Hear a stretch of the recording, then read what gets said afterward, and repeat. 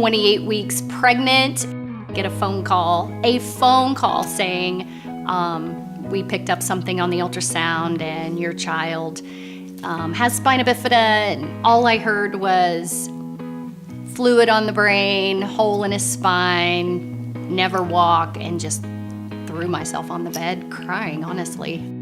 At 13 months, they did some tests to see neurologically, developmentally where he was, and at 13 months, he actually tested at a 19-month-old. He had this wonderful vocabulary and recognition of words, so I think, of course, I have this brilliant child, which I do, but at 20 months, he stopped speaking. So I'm dealing with a child that I previously communicated with very well to he's not speaking at all, and now I'm sending him to school not speaking. We went to the little lighthouse, started when he was 2. In my ignorance, I think just they do such a great job that it was like a preschool. So then when it's time to go to kindergarten and I have a meeting and he's gonna be in the multi-disability classroom, which I don't know what that means. Christian has spina bifida. He's also in the autism spectrum. Had a little scoliosis at the time, sent him to school nonverbal.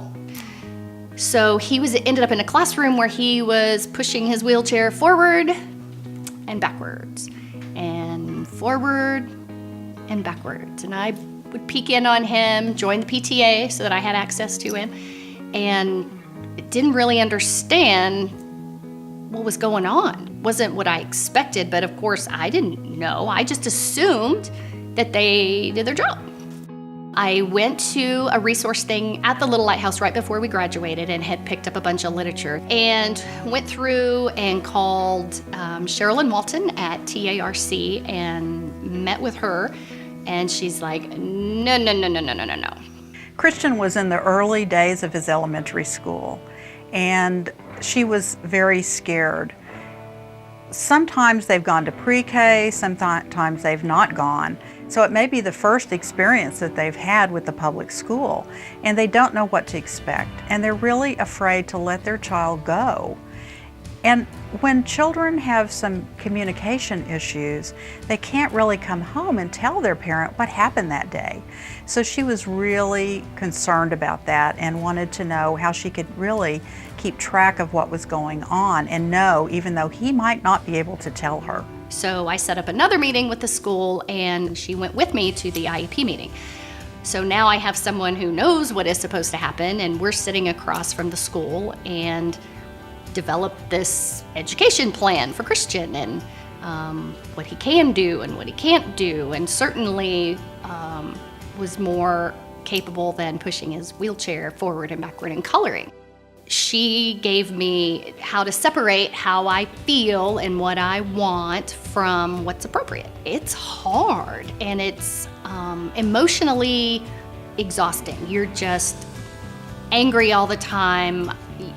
It's really difficult not to become that bitter, spewing, hateful, angry at everybody all the time. And it's hard to balance that with diplomacy. I mean, you can't walk in and burn the school down and think that they're going to take care of your child, but I came close. One of the functions I serve is that I'm a sounding board, and they can say whatever they want to me. They can cry, they can scream, they can be mad, and I just help direct them back to what our goal is, and our goal is that their child be in a good situation, have a good education, and be happy. You know, Christian benefits from the decisions that I make, but he also suffers if I make the wrong one. So I take that responsibility very, very seriously. We want the moon for our children, and you know, that's not always appropriate either.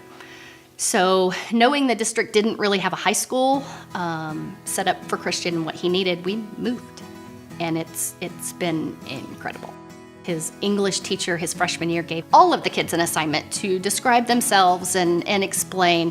So I get an email and said, Mrs. Schrader, I just wanted to share this with you because it's hilarious and it meant a lot to me. I was hoping describing yourself and would help explain to the other kids why Christian is in a wheelchair. So Christian's submission was, I'm responsible. I'm kind, I'm happy, I'm funny, I'm handsome, I have great hair, I have great eyes, chicks dig me. Not one thing about I was born with spina bifida, not one thing about the wheelchair. He truly does not even identify with it at all. I'm just so proud of that. Those are things that you don't teach, but you do just by making the path for them. You know, he's an incredible person, but of course, I'm gonna say that he's my son.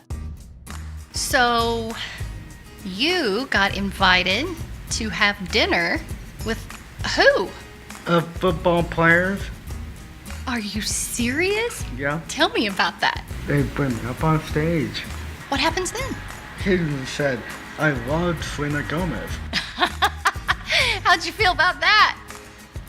He busted you out. I think that got some applause, though, actually. I think a lot of football players like Selena Gomez. Yeah. Yeah. I think you got some street cred there, buddy. Since he's been in the Special Olympics and he's going to do some buddy baseball, he has developed relationships with his male peers, which is new and wonderful. To have male peers with no disability to sort of take him under their wing is extremely meaningful. Giovanni and some other guy got me up to the field. Playing what? Playing catch, and I hit the bat. You did? Yeah. What's that event called? Buddy baseball. Buddy baseball. Get a home. It was a home run. How were you running on the bases?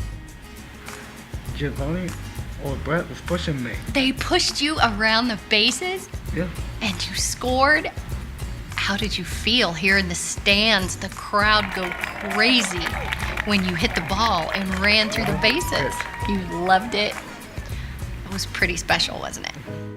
I have helped friends, family, other kids. They'll see Christian and then come talk to me, and the first place I send them is TARC, and it's true. Not only do they have the early intervention, but then while your child's in school, now I'm at the phase where the school's talking to me about transitioning into adulthood and what's he gonna be when he grows up, and my stomach is in knots. I'm educated. I've made a point to be educated. I'm well read in the law and the advocacy, and I go to the meetings and I go to the conferences, and I flew to Denver to go to a conference, and I'm terrified.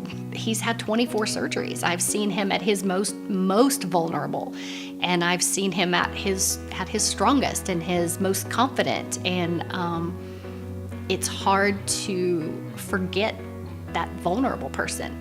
I have to decide if I'm taking guardianship of this person who's an adult, with fear of them putting a piece of paper in front of him because he's 18 and he can sign it, or do I not? Does he go to a tech school? Is he going to college? Is he gonna work? Of course he is, but what does that look like? I can promise you that I will be going straight to TARC, and I'm graduating from Cheryl to another person that handles transitioning into adulthood. And then once we conquer that beast, then Christian actually has access to a self-advocacy group that teaches him how to get on a bus and how to apply for a job, and resources of who would hire someone with a disability. TARC is a unique place. We have everything they need from before birth and through the end of life. We are passionate about what we do. There is not anyone in here that does not love this community and love individuals with developmental disabilities, and this is our life work.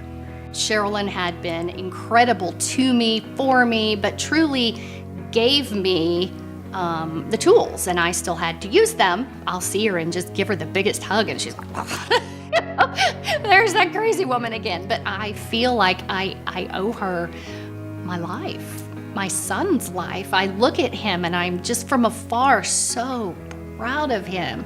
And I know that I know I could not have done it. Oh, I could have done it, but I would have made a lot more mistakes. His life looks completely different than I thought that it would. I didn't know what to expect. If you had told me in kindergarten that this is where we would be, I don't know that I would have believed it. I cried myself to sleep a lot. And I still have moments of crying in the shower and not knowing what to do. But I do have help.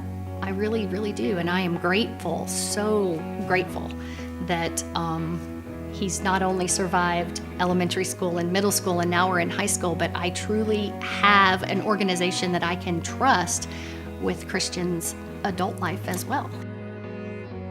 He's perfect, truly. He is the best human on the planet.